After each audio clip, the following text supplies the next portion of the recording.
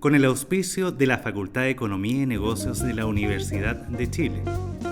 Abrimos la mirada.cl, fen.uchile.cl.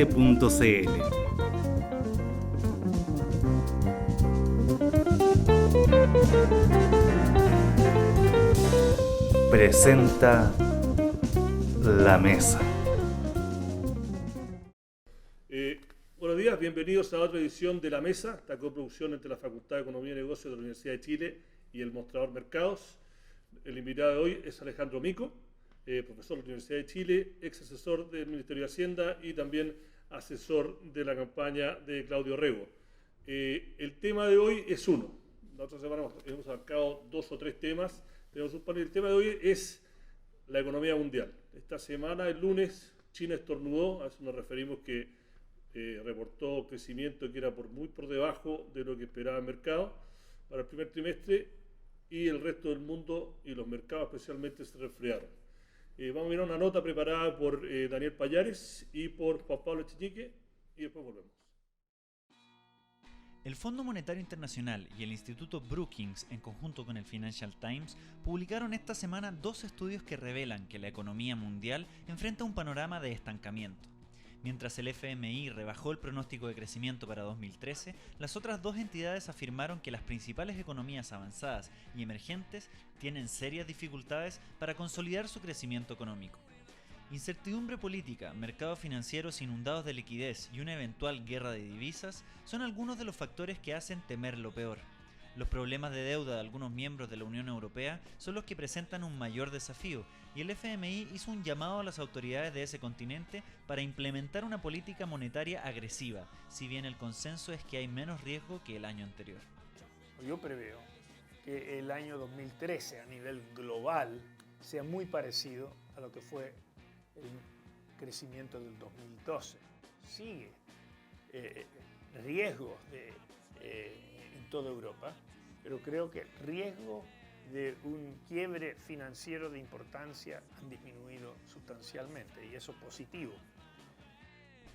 Estados Unidos está recuperándose mejor de lo esperado pese a la desconfianza de los consumidores, pero subsisten preocupaciones sobre su déficit fiscal en el mediano plazo. Por su parte, los datos de China e India no permiten tener certidumbre sobre su desempeño futuro, y los menores datos de crecimiento de China estremecieron a los mercados a comienzos de la semana, arrastrando a la baja el cobre y otras materias primas. En América Latina, Argentina, Colombia y Brasil continúan desacelerándose, mientras México parece sostenerse mejor gracias a sus exportaciones. En Chile, la situación parece favorable en este momento, pero el déficit fiscal, la alta dependencia del cobre y un año de elecciones generan gran preocupación en el corto plazo. Podría bien ser que Chile enfrentara una tasa de crecimiento mucho menos boyante en el año 2013. Todavía no se ve, pero si uno tuviera que hacer una proyección para los próximos 6 meses o 12 meses, lo más probable es que el crecimiento por sobre el 5,5% no vaya a continuar. Esto quiere decir que las elecciones tendrán lugar en una economía enfriándose, y eso podría influir cómo votarán los chilenos. Bueno, Alejandro, el tema fue: los mercados se desplomaron, el cobre terminó la semana abajo 7%, nos dimos cuenta de lo vulnerable que es Chile y la economía china. Este fin de semana se están reuniendo en Washington los banqueros y los ministros de finanzas más importantes del mundo. ¿Qué es lo que pasa? ¿Dónde estamos? A ver, claramente lo que se vio este día lunes es China está siendo la locomotora del crecimiento mundial. Si esta locomotora se ve que tiene alguna falla, que anda un poco más lento de lo que se esperaba, el resto lo toma y frena un poco. En particular, esta zona del mundo, Latinoamérica, se ve más afectada. ¿Por qué? El mercado chino es el gran comprador de nuestras materias primas. Para Chile es el cobre, para Perú es el cobre, el hierro, para Argentina, Paraguay es la soja, para Brasil es la soja, es el otro hierro, petróleo. Lo que quiero decir con esto es una fuente de demanda gigantesca. Cuando China se empieza a frenar, la demanda mundial de estos commodities cae.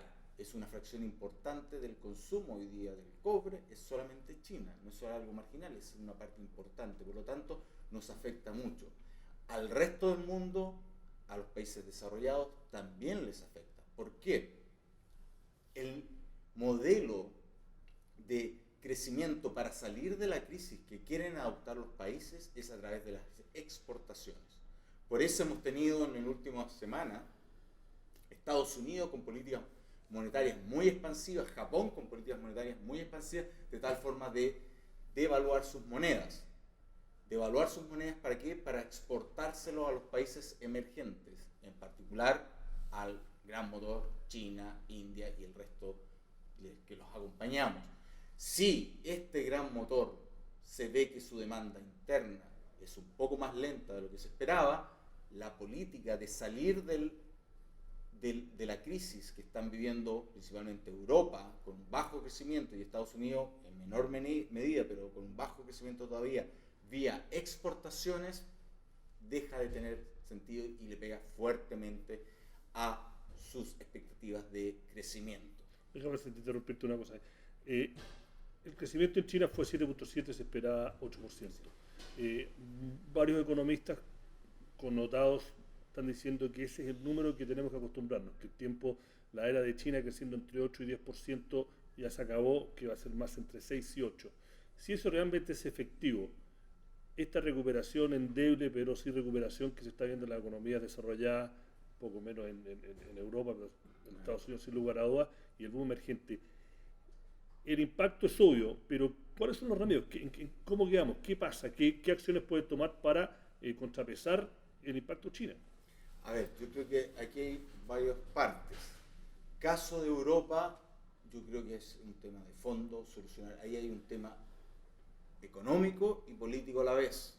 Soluciones de cuál va a ser el rol de la institucionalidad europea en términos Banco Central, qué tanta más inyección de liquidez le va a poner, qué tanta más supervisión bancaria va a poner, qué tanto más recursos frescos le van a poner a la economía. Eso es una decisión política económica, donde hay algunos ganadores y perdedores. A diferencia de un país, aquí los ganadores y perdedores pueden estar en distintos países, lo cual hace la negociación muy compleja. Esa es una situación que se tiene que arreglar, que es un tema político-económico, Europa. En el caso de Estados Unidos, la situación es un poco distinta. Han habido en Estados Unidos algún surgimiento ya de la demanda, hemos visto que la actividad está creciendo un poco más.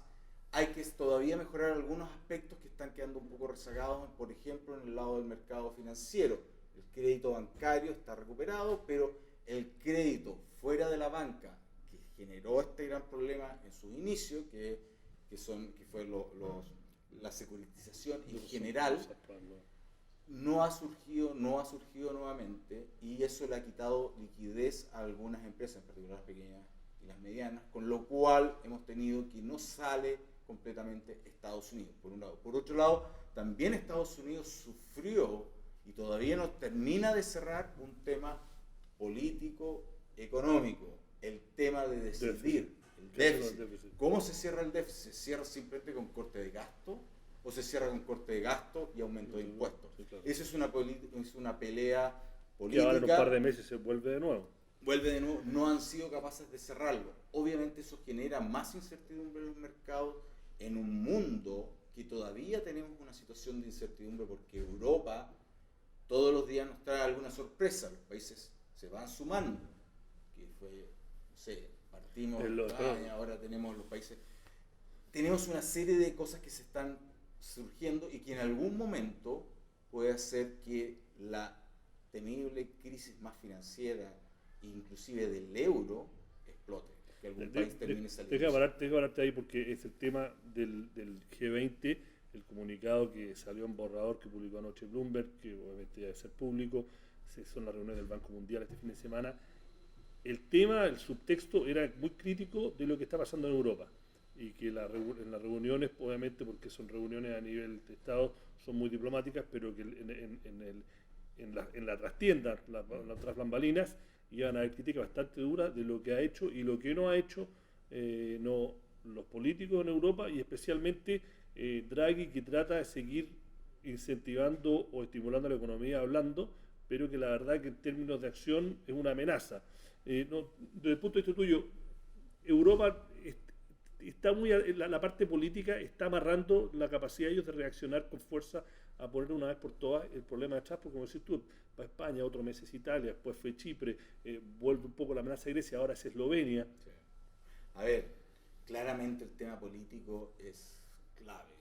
Y aquí no es sorpresa. Imagínate Chile con un nivel de desempleo del 25%. ¿Tú crees que pasaría a tener una contracción fiscal en esa situación? Que no creo que pasaría. Claro. Inclusive recordemos que en este país, cuando tuvimos ese nivel de desempleo con una tremenda dictadura, hubo un revuelo social grande. Imagínate en una democracia. Por lo tanto, esto claramente es un problema político. Sé que en su momento una situación, la crisis en Europa tiene costos. Los costos se reparten entre los agentes. Estamos en la situación donde se declararon cuáles son los costos para la economía: bajo crecimiento, sistemas financieros con malas carteras que de alguna forma algunos no van a ser pagados, van a haber pérdidas de riqueza. El tema es cómo se distribuyen esas pérdidas de riqueza. Y ahí, cuando hay pérdidas de riqueza, la solución no es fácil. Todo el mundo se atrinchera porque no quiere ser uno el que carga. Más aún, si estas riquezas hay que distribuirlas entre gente de distintos países. Imagínate, tú estás parado, sentado en Alemania y te vienen a plantear que tú tienes que hacerte parte responsable de parte de una crisis que tú crees que nació simplemente en Grecia y tú no tienes nada que ver, o que nació en España porque hubo un boom, una fiesta muy larga con construcciones y tú dices, sabes que yo no la viví, no tengo por qué yo le pagarlo. pagar el cheque? No, sí, Es una situación compleja. Y de repente el español que mira dice, ¿sabes qué? A mí esta es verdad, quizás tuve un boom, pero hoy día estoy hasta el cuello con un nivel de desempleo del 25%, 50% para los jóvenes, y me están poniendo restricciones de más austeridad a alguien que está en Alemania, que en alguna forma dice, me prestó dinero con una cierta tasa que podía tener un riesgo, asume la pérdida. Es una situación compleja, y ahí tenés una situación que medidas tan drásticas como un presidente, como un candidato fuerte en Italia dice, me voy a salir del euro. Uno de los fundadores de la Unión Europea y del euro te está planteando la desintegración. ¿Tú eres optimista o pesimista acerca del euro y Europa? Yo soy optimista porque creo que me tocó hablar hace un tiempo atrás con un personaje, un banquero alemán, y él me decía, miren, aquí hay cosas que no se entienden. El euro, la Unión Europea, no fue un acuerdo económico. No, fue un acuerdo político. Fue un acuerdo político. Y muy exitoso, muy exitoso. Y el euro, también me dice, no fue un acuerdo económico, fue un acuerdo político. Nace de una generación que vivió la guerra, que vivió la brutalidad de la guerra, del nazismo, del fascismo, de una bomba atómica. Por lo tanto, nace de eso y creo que eso es muy fuerte. Hay muchos alemanes que todavía ven eso como un temor. El temor de que se salga en algún país, Grecia, y surja nuevos nacionalismos, nuevo racismo. Recordemos que esto está cruzado por surgimiento de movimientos de ultraderecha en varios países y de ultraizquierda, pero de ultraderecha con resurgimientos de ideas nazistas que son un fantasma en Alemania todavía gigantesco. Por lo tanto, soy optimista por eso, porque creo que de alguna forma uno de los ejes, que es Francia y Alemania, que son los pilares de esto, están metidos en esto no solamente por una cosa económica, sino que también por un tema político, de integración, de supervivencia hacia futuro, de historias pasadas trágicas, traumáticas. Te voy a poner en contra las cuerdas un poco. Tenemos optimistas sobre Europa. Ojo, una cosa optimista es que no se salgan de... pero estamos hablando de ser optimista en Italia, niveles de crecimiento cercanos a cero. No, optimista de que no va a explotar. Eso me refiero, en ese punto, sí. Pero ojo, pero pueden haber explotaciones. El gran temor, te diría yo, que uno tiene es que pase la situación de Japón. Que tengamos una situación... Japón no ha podido salir de la crisis 10 años, 20 años. No, casi, 20 años. Del ya. 80, claro, final de los 80. Sí, fue 20 años y es un tema del sistema financiero, quedó con estos, los zombies que le llaman. Sí. Tiene muertos en el closet y que nadie se atreve a abrir la puerta. Y gente con ahorros extraordinarios, Claro. porque son los que más ahorran. Pero poniendo todo el contexto, porque estamos que en la economía internacional tenemos, bueno, el nerviosismo que le dio lo que pasó con China. Japón, que ahora está tratando de meterle un montón de lucas para salir. Europa, en la crisis en este como no puede salir por razones políticas, más que por la plata está, ¿no? Y Estados Unidos, que tiene, le está yendo mejor, pero tiene esta como, no, la espada de Mocles colgando para estas negociaciones. Y ahora están reunidos en Washington los banqueros y los ministros de finanzas más poderosos del mundo. Tú estuvieras en esas reuniones, ¿cuáles son los temas a tratar y cómo se lo explica a una persona que tiene una pyme acá? Es decir, A ver, yo partiría aquí hablando, el tema es, yo creo, parte importante para el mundo desarrollado sigue siendo Europa. ¿Okay? Y ahí el tema, dos, ver la coordinación político-económica fundamental, la coordinación entre medidas monetarias y fiscales. El tema de Europa tiene ahí una cosa muy compleja, tiene una moneda única, tiene un banco central que tiene un mandato y unas restricciones muy fuertes, no puede hacer tanta inyección de liquidez como la Fed o el Banco de Japón. Por lo tanto, requiere, para si quiere inyectar recursos, requiere un acuerdo político, todo el resto, por lo tanto está mucho más atado de mano en términos de inyectar liquidez. También hay un tema en Europa de sentarlo y obligarlo a ponerse de acuerdo en todo lo que es regulación financiera. Dentro de Europa es un tema no menor hacer las declaraciones, cómo se están midiendo los pasivos en los distintos países.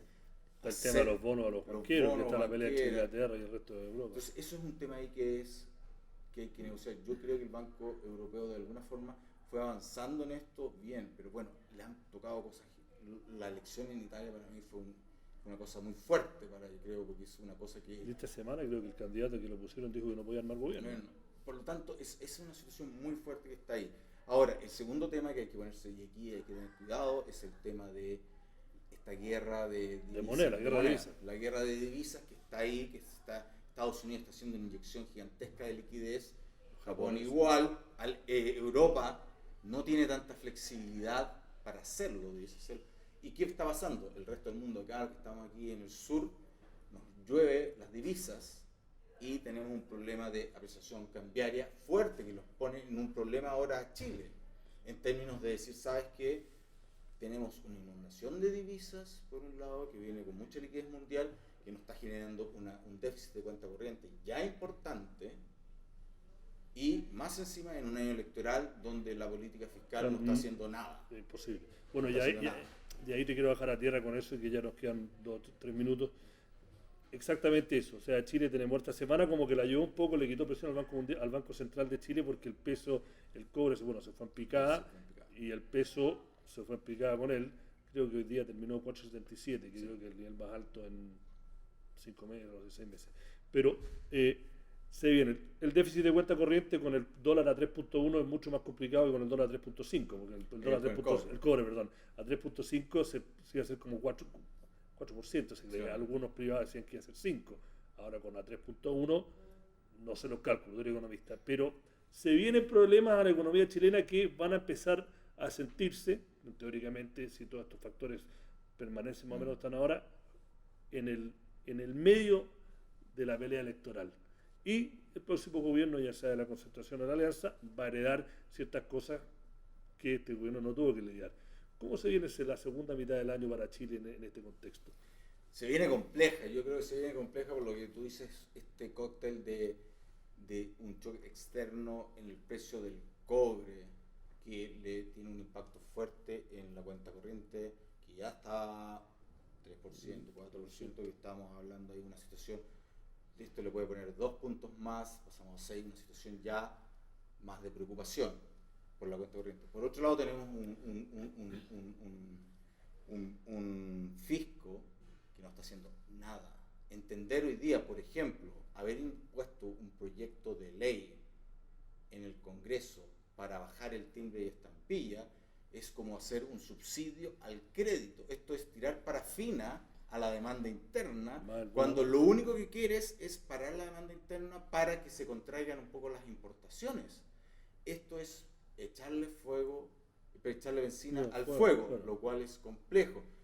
hemos tenido una serie de otras cosas. Estamos hablando, no sé si han seguido aquí un tema bien técnico, se está discutiendo la ley de fondos de inversión. Claro, para traer más recursos. Sí, para crear un fondo financiero. Disculpa, hoy día no es en ningún caso el problema la liquidez mundial. No le quieren poner más incentivos tributarios a los fondos de afuera. Es una situación, aquí me da risa, uno hablando en la mañana de reforma y el gobierno haciendo una contrarreforma, una reforma tributaria hablando en la mañana y en la tarde el gobierno hace una contrarreforma en el Congreso con 2 proyectos que disminuyen los impuestos, timbre de estampilla y esta idea de los fondos de inversión que le bajan los impuestos a los fondos de inversión. Esos son 2 cosas que, independiente si uno cree o no cree que es bueno tener impuestos más altos o no, es una situación que hoy día le inyecta más fuerza a la demanda interna cuando quieres bajarla.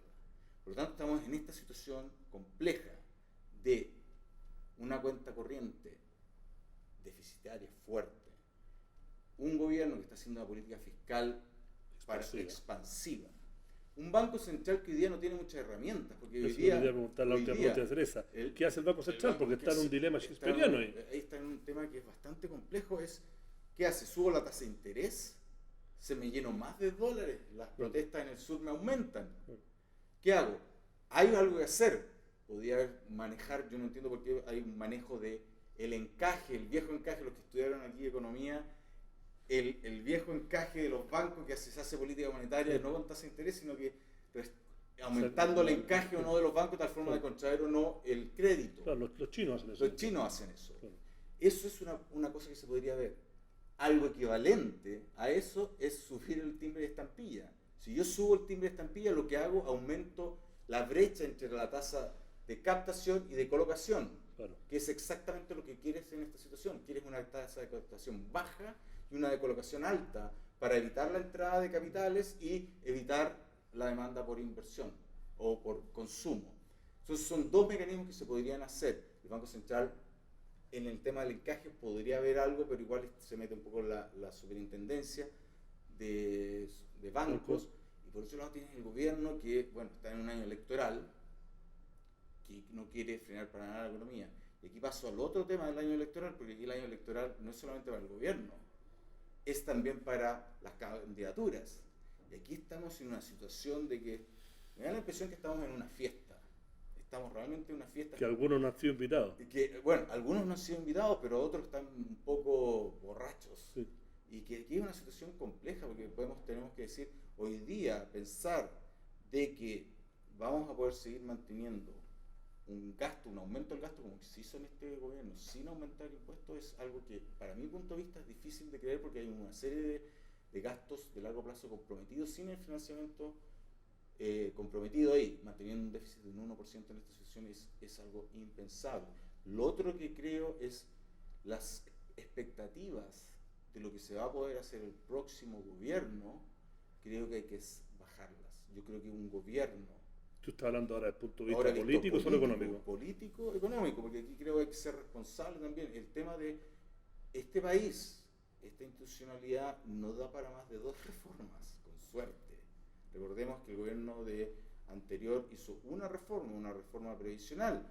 Piensa lo que es, ya hace una reforma tributaria, es compleja. Tributaria, binominal, que es una nueva constitución, y educación. Pues sí, a ver, ya tributaria y solo educación es algo complejo. Lo que quiero decir aquí es importante que nos pongamos, pensemos en grande el país, este país puede hacer grandes cosas, pero ojo, aprendamos que lo que hicimos, hay que ponerse plazo en estas cosas, hay que moverse la meta ahí, pero hay que ir viendo cuánto yo puedo ir avanzando paso a paso. Estoy de acuerdo si uno puede avanzar en educación, en mejoras, que no es solamente dinero aquí, porque hablar de una reforma, como estamos planteando en la candidatura de Claudio Orrego, de 5.000 millones, 5.000 a 6.000 millones, Son 2 puntos del PIB. son 2 puntos de la capacidad de gastarlo bien, es fundamental, porque estos son 5.000, algo que uno aprende en el gobierno es que peso puesto, peso que ya sacarlo es complejo, y la única forma de hacer transformaciones es cuando uno tiene una zanahoria, y la zanahoria es, en este caso el dinero, estos 2 puntos, hay que usarlos bien, y eso no es fácil de hacer. Se habla, no sé, educación gratuita para todos, hay que hacer bien esto, hay que hacerlo con la calidad. ¿Acaso los aumentos de subvención que se han hecho durante este gobierno, sin ninguna contrapartida de mayor calidad, es como plata perdida, porque al final yo voy a ir ante cualquier sostén, sea con lucro, sin lucro, y le diga, ¿sabe qué, maestro? Usted tiene que mejorar la calidad de su establecimiento, o mejorar la calidad de sus profesores, y decir, maestro, necesito plata. Métame plata y hago el cambio. Bueno, con eso voy a tener que... Se nos acabó el tiempo. Gracias, Alejandro Mico. Gracias a ti por la invitación. Ha sido una nueva edición de La Mesa, del Mostrador Mercado y el FEN. Próxima semana el tema, se viene el discurso del 1 de mayo, el gran tema va a ser trabajo, reforma laboral o no reforma laboral, el estado del trabajo en Chile. Uno de nuestros invitados va a ser Joe Ramos, profesor de acá, y el otro panelista aún no sabemos, pero bueno, la próxima semana se lo contamos. Muchas gracias.